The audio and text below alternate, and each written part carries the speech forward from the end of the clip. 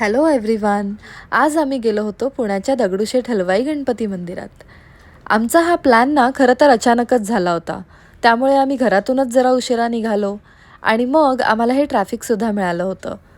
पण या ट्रॅफिकमध्ये सुद्धा माझ्या मुलीची बडबड काही थांबली नव्हती. ती अखंड सुरूच होती आणि आम्ही सगळेच ते खूप एन्जॉय करत होतो. मग आम्हाला खूप भूकही लागली होती, म्हणून आम्ही फूड कोर्टला जाऊन थांबलो. तिकडे जाऊन चहा नाश्ता घेतला आणि आमचा पुढचा प्रवास सुरू केला. त्यानंतर आम्हाला गणपती मंदिरापाशी पोहोचायला जवळजवळ रात्रीचे 8 वाजले होते. आणि आम्ही जेव्हा तिकडे पोहोचलो, तेव्हा गणपती मंदिराच्या आजूबाजूचा जो परिसर होता, तो इतका सुंदर सजवलेला होता. मंदिर इतकं सुंदर सजवलेलं होतं, भक्तांची रेलचेल होती. हे सगळं बघून असं वाटत होतं, की आपण कधी एकदा बाप्पाचं दर्शन घेतोय.